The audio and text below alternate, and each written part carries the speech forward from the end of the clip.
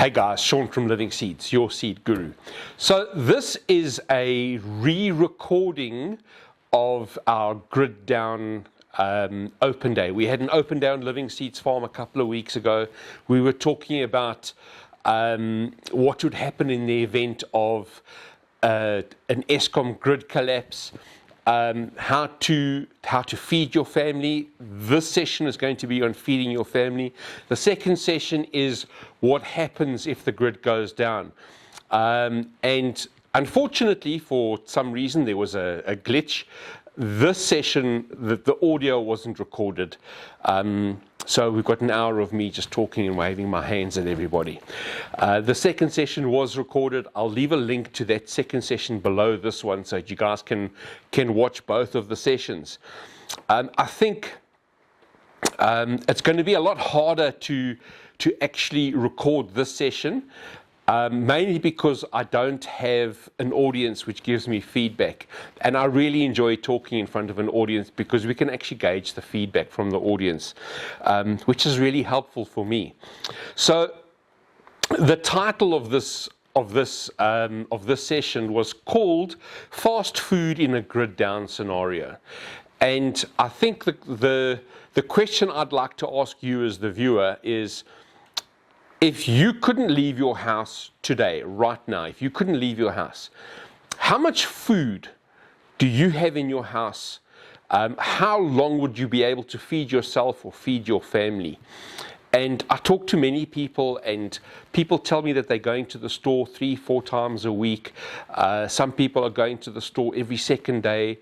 I haven't spoken to anybody that goes to the store every single day, but it's a case of people are using the store, their local supermarket as basically their pantry. If they need something, they just pop down to the store quickly. And we've developed a mindset. I can remember as a child when my parents would take us and we'd go on the monthly shop, and we would go to the Pick and Pay hypermarket, and we'd walk into this massive store, and it would literally be the monthly shop for our family. And the food that was bought there basically fed our family for the month. And there was only a couple of things, bread and milk, that was bought once a week. But otherwise, everything was bought on a monthly basis. And things like that no longer happen. People don't do a massive monthly shop where they buy the month's food, pack the month's food away inside the cupboards, and then they work their way through that food over the month. And what's happening now is, like I've said, people are going to the store on a very regular basis. And if you don't have access to that store, you're basically in a bit of a pickle.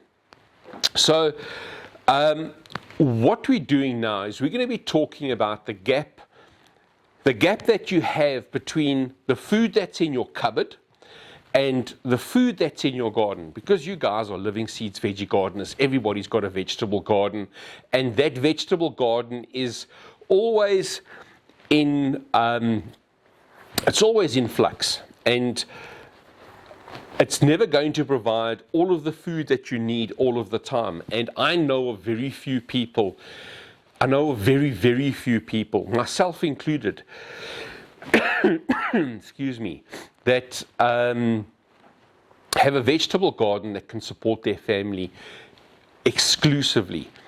And it's a difficult place to get to have a single vegetable garden that can support your family exclusively. And so what we're doing now is we're going to be talking about that gap between the food inside your cupboard and the food inside your vegetable garden. How can you bridge that gap? How can you narrow that gap? So the scope of this talk is the fastest way to feed your family. And you'll see that there's a lot of things that are actually very simple to do. What we're not going to be talking about is we're not going to be talking about survivalism and foraging for food and canning. Those are all discussions that don't really form part of this scope over here. And it's a case of we looking to help you to feed your family as fast as possible.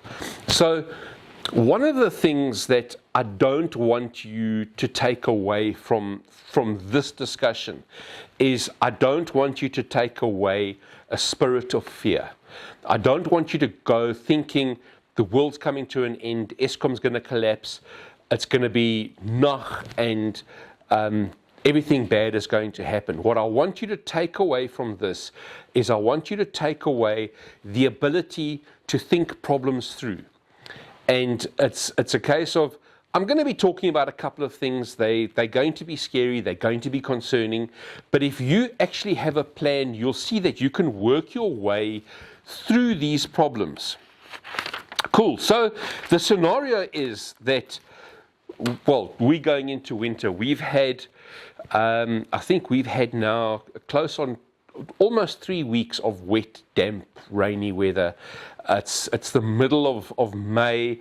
It's very unseasonal weather.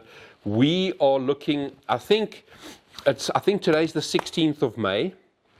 I don't think I know it's the 16th of May, but we have had more than 7 days this month where we have experienced 11 and a half hours of load shedding. And according to what Eskom puts out, stage 6 load shedding should be about 6 hours of load shedding. So I'm not 100% sure why it's not tying in, but we're experiencing regular. I think today we got 9.5 hours of load shedding. So it's absolutely crazy. But let's say the grid has collapsed and there's no electricity. The first thing that means is that your bank card is not going to work. The grid's collapsed. The cell phone network, I have it on good authority with somebody that is in the cellular industry. He would be very surprised if the cell phone grid lasts more than 6 hours. So with the amount of load shedding we're experiencing, if you are in your area and the power suddenly goes off, your first thought is it's load shedding, or it's unscheduled load shedding, or there's a power fault. You don't immediately think that, oh, the national grid has collapsed.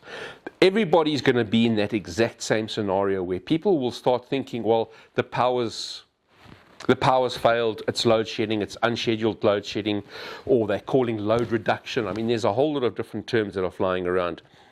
But we probably won't know that Eskom has failed for at least the first hour, if not the first 2 hours. It's only once we start realizing, hang on a second, my cell phones aren't working, my texts aren't going through, WhatsApp's no longer working.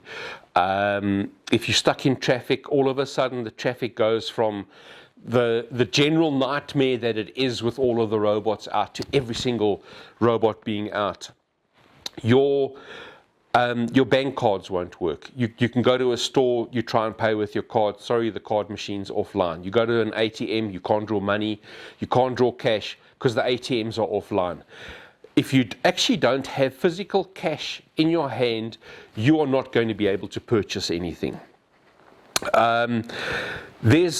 There's a whole lot of additional complications that happen when the grid goes down. I'll be covering some of them now, but it's going to be a case of you are probably going to, and I mean all of us, we're probably going to go, well, let's wait and see what happens when Eskom comes back on. We had a scenario just this week now where we had load shedding. The power was supposed to come back on at 8:30 in the evening. 8:30, the power didn't come back on. The power only came back on, I think, 2 o'clock the following day, because we had a phase down. We were on a 3-phase network, and one of the phases went down. And if you know how a 3-phase network works, if one phase goes down, it causes all sorts of problems, especially with electrical equipment, especially with motors and things like that. So that's the first thing, is that you're going to wait and see what's going to happen. The other option is that you already have a plan.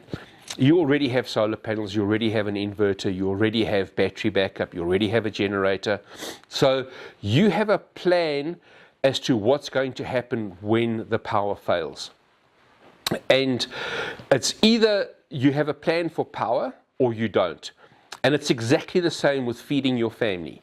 Either you have a plan to feed your family, or you don't, and you are just hoping that every single article that you're reading about a grid failure, every single person that talks about a grid failure, you're hoping that they're wrong.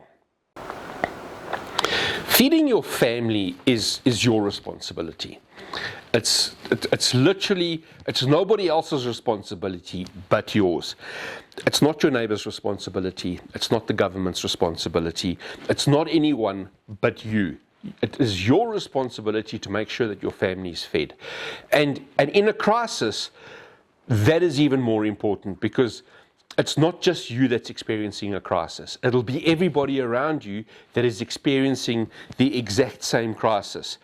And the range of emotions that you're going to be going through, the concerns, the worries that you're going to be going through, they will be replicated with every single person that's around you. And if you are able to take care of yourself and to take care of your family, you are one less burden on everybody else that is burdened with everything that's going on around you. Excuse me. So, the first thing that's going to happen is when people realize that the grid has gone down, they're probably going to panic.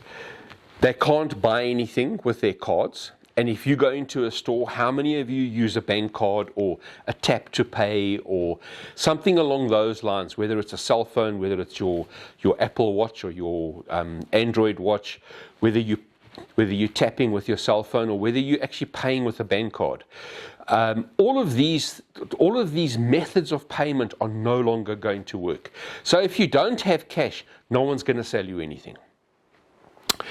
The majority of people don't carry cash anymore. The majority of people actually carry a bank card. And the bank cards aren't going to be work. My English is escaping me. The bank cards aren't going to be working. So what's going to happen is they will be denied the opportunity to buy something. The minute people realize that they can't get anything from the ATM, panic is going to set in. The stores are going to be overrun with people. They're probably going to start looting the stores. Distribution networks will fail. So if you go into a store, milk is delivered to your local supermarket basically on a daily basis. Meat is delivered to the supermarket basically on a daily basis. That entire distribution network is going to fail.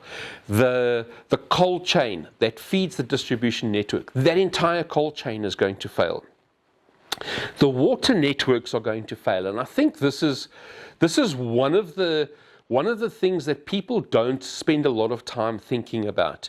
But the water that comes out of your tap is electrically pumped into a water storage reservoir above your house, and that water reservoir drains down into all of the taps, into all of the outlets throughout your entire neighborhood.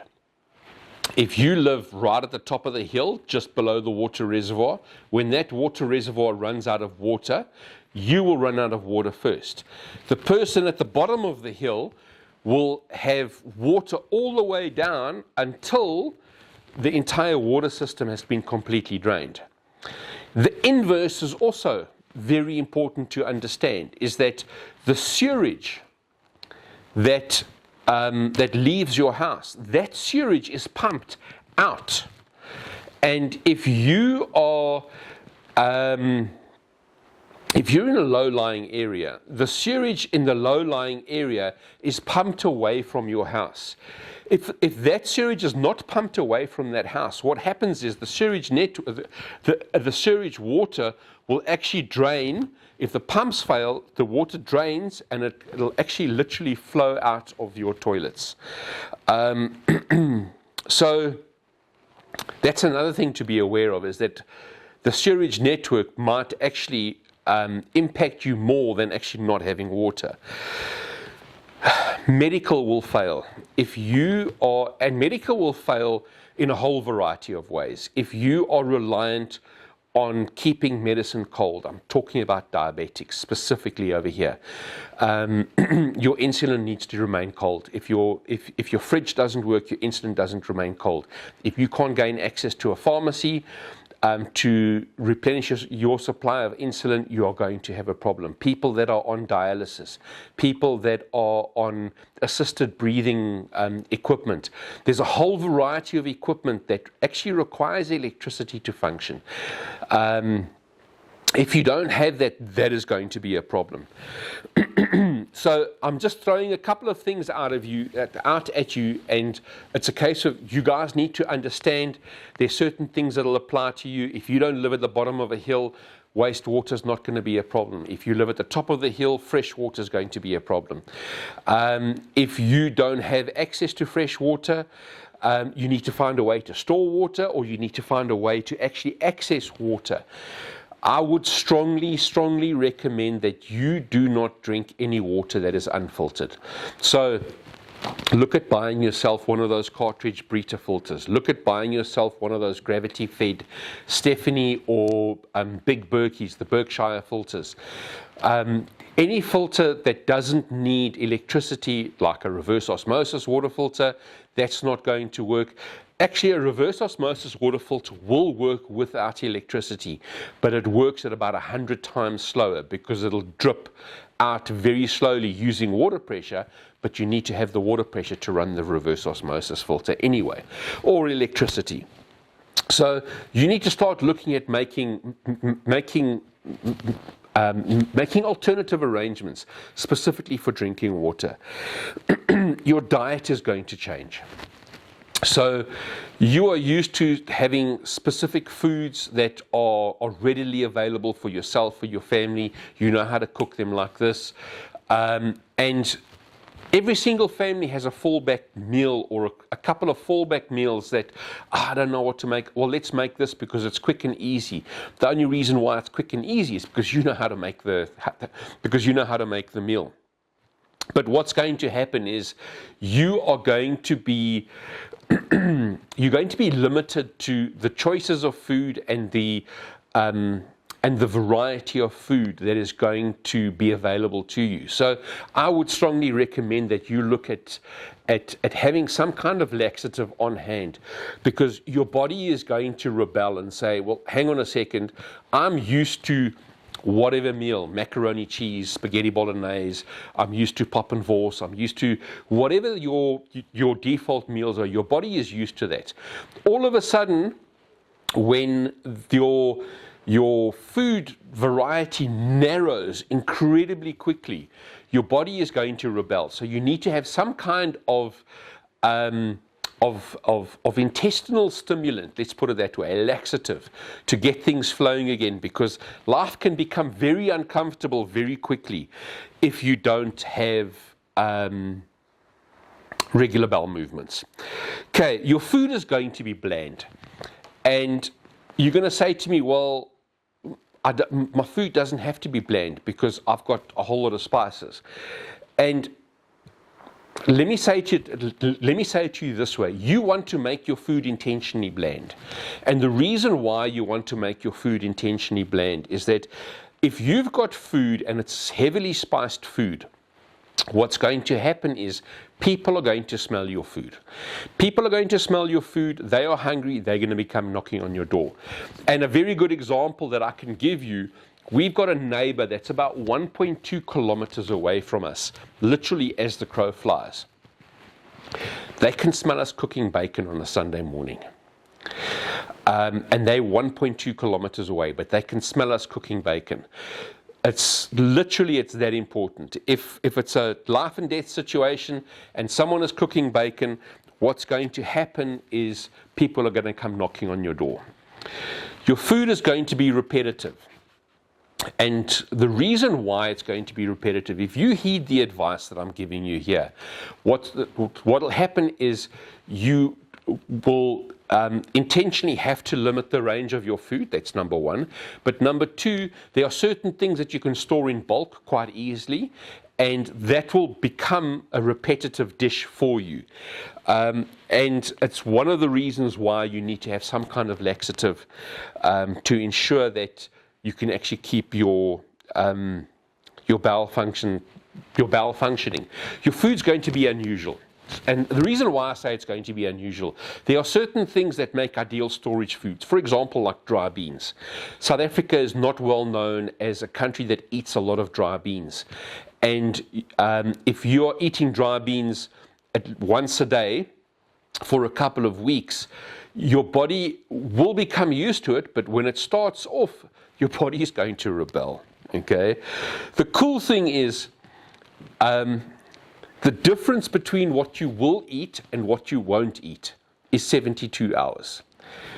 3 skipped meals, I promise you, you will try to eat almost anything, no matter how you feel about it. One of my pet hates is brinjals. I'm not a big brinjal fan. I don't like eggplant. I've never liked eggplant. And I can promise you, when push comes to shove, and all we have is brinjals to eat, well, it better hurry up because the frost is coming. I'll be eating brinjals. So the literal goal is to feed your family. And you want to be able to feed your family. The government says that if there's a national grid failure, the government says that it'll last about 2 weeks. Considering the incompetence of our government, I think 2 weeks is very much pie in the sky. Cool. So, how are you going to fill the gap between the food that's in your cupboard that you need to ration and the food that's in your garden that might not actually be a large enough garden to provide the food that you need for as long as possible? So the first thing is you have things like MREs. MRE stands for meals ready to eat. And if you go to a company like the Quartermaster, I'll leave a link for the Quartermaster below. The Quartermaster, we're not affiliated to the Quartermaster. They are one of our go-to companies when we need certain things like meals ready to eat, when we need emergency equipment, when we need first aid equipment. The Quartermaster are the guys that we go to. So the Quartermaster sells meals ready to eat, and they have these really cool, they have a whole range of South African locally made meals ready to eat. There's a whole variety of flavors, a whole variety of dishes, and they've got these really cool heating pouches. So you activate the pouch, you drop the MRE into the pouch, you give it, I think it's 10 or 15 minutes. You take your meal out and your meal is piping hot. It's really, really great. So I think those are one of the first things that I would look at doing, is investing in a couple of MREs per person to get you through a tight period. Excuse me.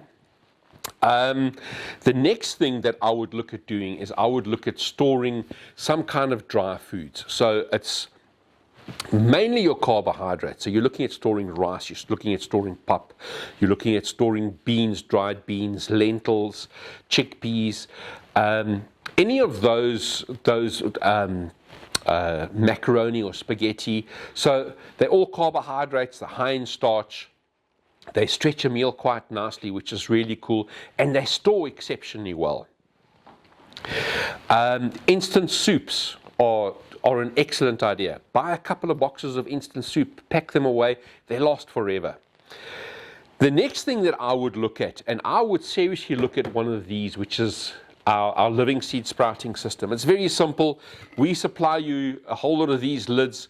So inside here, we've got 4 of these lids. We've got 4 tubes. I think there's about 800 or 900 grams of seed inside here. So it's 4 lids.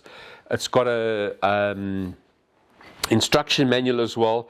And basically, you supply these jars. This looks like an old mayonnaise jar. This is a mayonnaise jar. Underneath your kitchen sink, you take a mayonnaise jar out, watch it, add some of the seed inside here. There we go. We just had that flash of light is Eskom dying on us. But yeah, so this is our sprouting system. You put some seed inside here, follow the instructions, and within 3 days you have sprouting food, or at least sprouting seeds that you can eat, and it's a food. So 3 days to go from a dry seed to a highly nutritious, nutritionally dense, sprouted seed that you can eat as it is. You can add it to soups, you can add it to stews, you can put it on sandwiches, you can put it into salads. And if you keep a good rotation of these sprouting jars going, you'll be able to survive off sprouted seed for a good couple of weeks.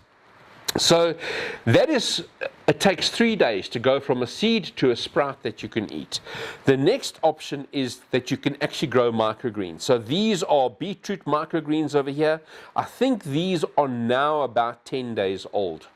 I think these are about 10 days old. So microgreens take anything from 7 to about 20 days to grow. So you've got your dry goods that you can use. You've got 3 days to grow sprouts, 7 to 20 days to grow microgreens.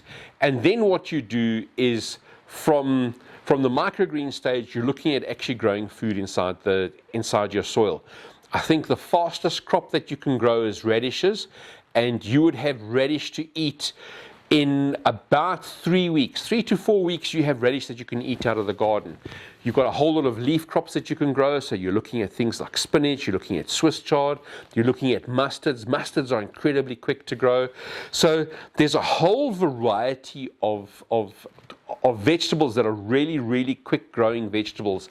I'll leave a link to an article below on the fastest growing vegetables that you can grow in your vegetable garden. However, most of you will already have a vegetable garden in some stage of production.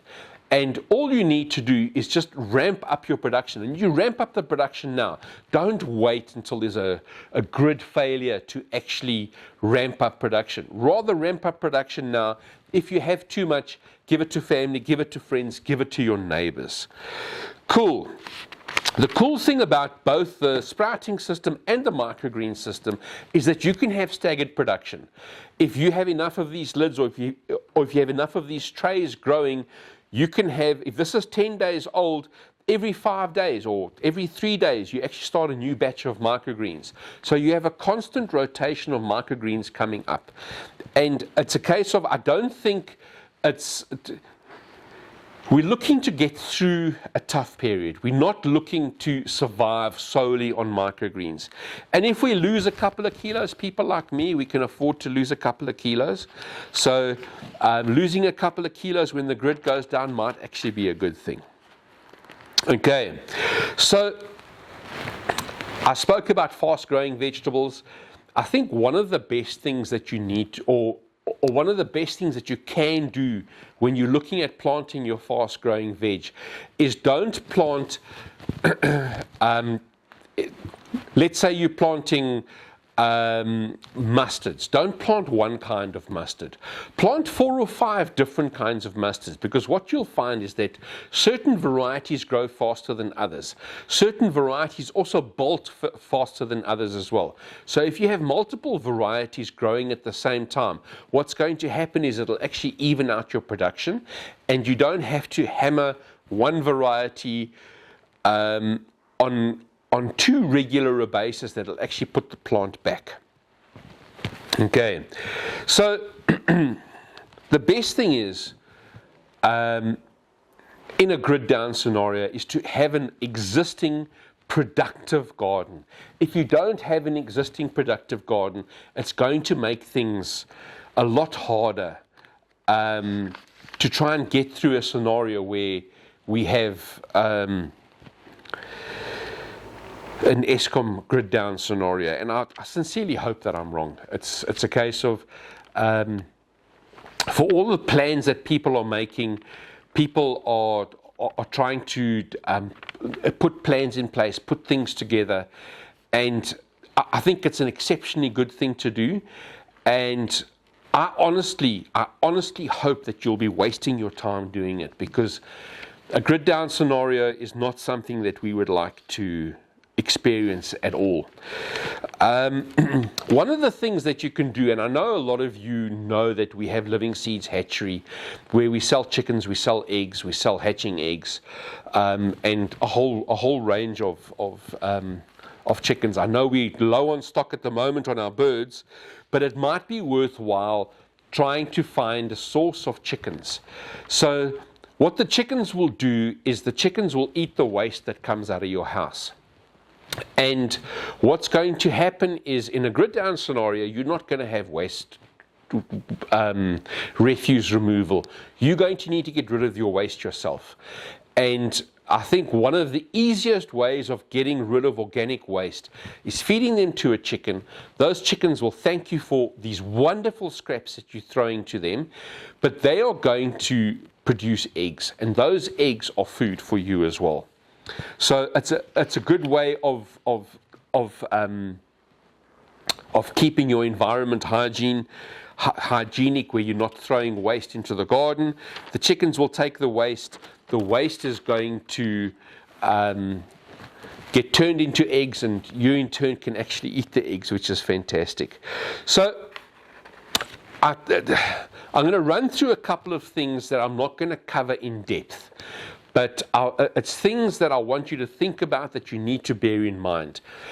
But what I want you to think about is sit down with your husband, sit down with your wife, sit down with your partner, and work out what you need to feed your household for a single day. This is what we need for a single day. And if you can work that out, you can then say, okay, fine, this is what we need for a single day. Can we do it for 2 days? And if you can do that for 2 days, take that food, put that food aside. If you can do that for 2 days, work out what you need for a week. If you can do 2 days, you can do a week. If you can work out what you need for a week, you can work out what you need for 2 weeks. If you can put that food aside for 2 weeks, you are sorted for 2 weeks. 2 weeks is what the government said or says it'll take to restore the grid in the case of a national grid collapse. What I'd like to see you is taking what you need for 2 weeks and doubling that to a month. Putting enough food aside for a month would see you through probably the majority of issues. But even better if you can double that and make it 2 months. It's a process, I know. Sit down, work out for 1 day, 1 day to 2 days, 2 days to a week to 2 weeks, 2 weeks to a month. Very quickly, you can build up enough stores to get your family through a month of trouble, which I think is a very prudent thing to have, whether we have a grid down scenario or not.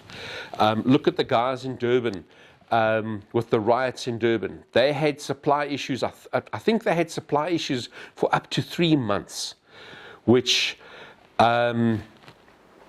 if you can take the strain that your family would create on the system away, all you are doing is you're helping everybody around you.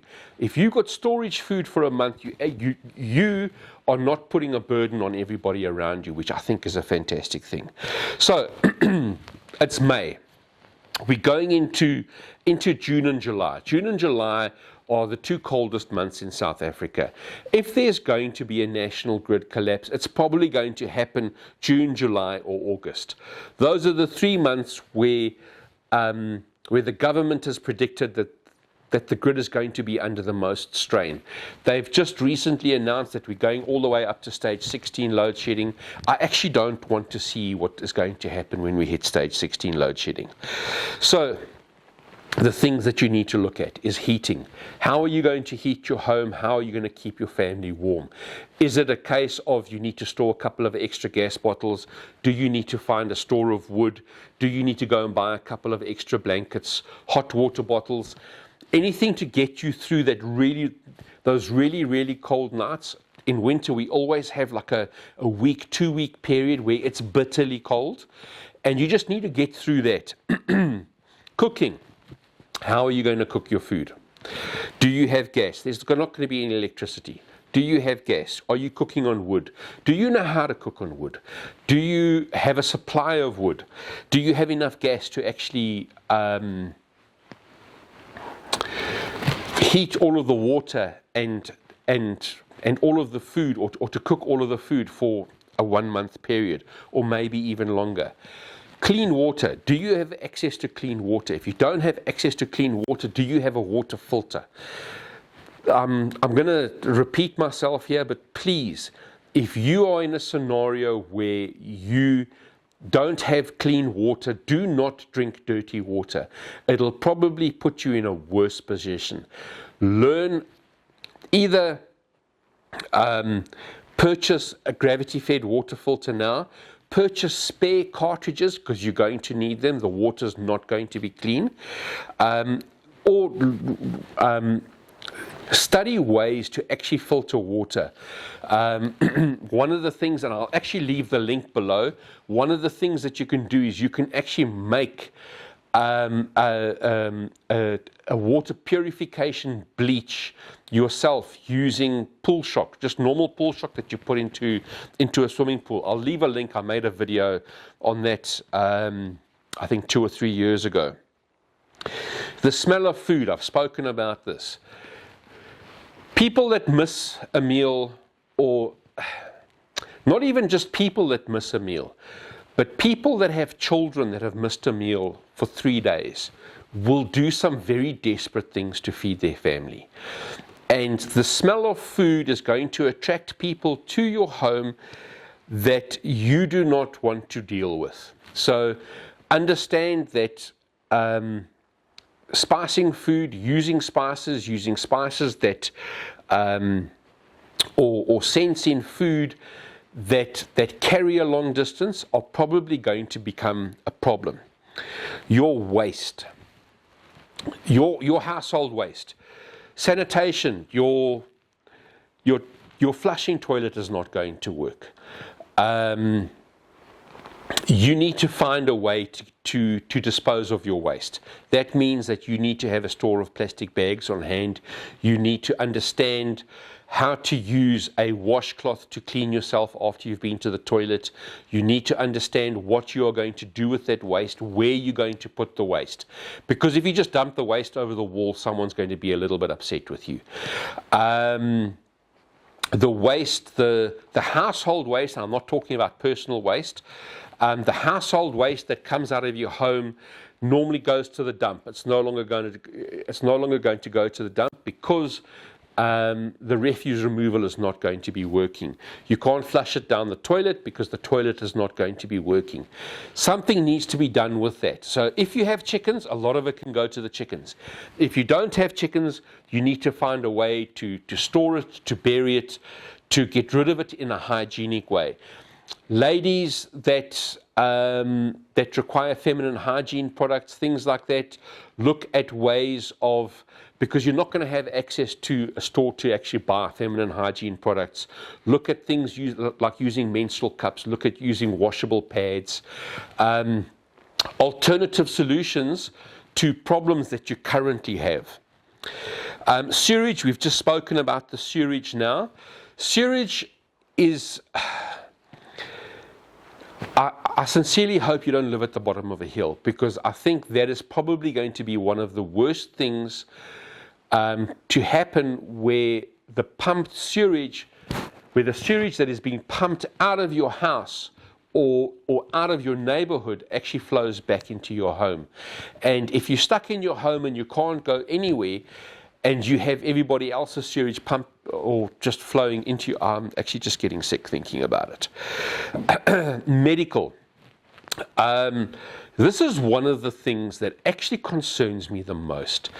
And I was talking to a pharmacist, and I asked him to verify this information, because my understanding that was between 30 and 40% of people that are on medication, so it's not 30 to 40% of the population, it's 30 to 40% of people that are on medication are on some kind of mood-altering antidepressant, something to get them through the day.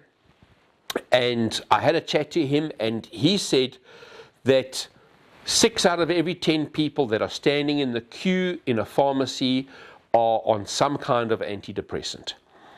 And I think that concerns me the most, is that the people that are on support medication that can no longer access that support medication, they are going to have a tough time. And the people that are going to have a tough time are the people that are probably going to be causing a large portion of the issues that we are going to experience in a time like this. A lot of the stuff that I've said over here is concerning. And a lot of the stuff that I've mentioned, it's concerning. It concerns me, it concerns my family. As a company, talking to people that like to be self-sustainable, a lot of my customers are concerned about this. And what I'm hoping is that the information that I've given you is not going to scare you. The information that I've given you is going to make you think. It's going to make you put plans in place, and it's going to help you help your family. Guys, if you have any questions, leave them down below. I'm sure there are going to be a whole lot of questions. And normally what happens at a talk like this, I'm actually talking to a crowd of people. They ask a whole lot of questions. And unfortunately, I know that a lot of good questions were asked in the live talk. I can't remember what the questions were. And I hope that I've taken the questions, well, I can't remember what all of them were, but I hope I've taken those questions and I've included those questions in here, but I'm pretty sure there are going to be more questions. And either myself or somebody will actually answer the questions for you, as long as you leave them in the comments below. Guys, thank you very much. Please stay safe.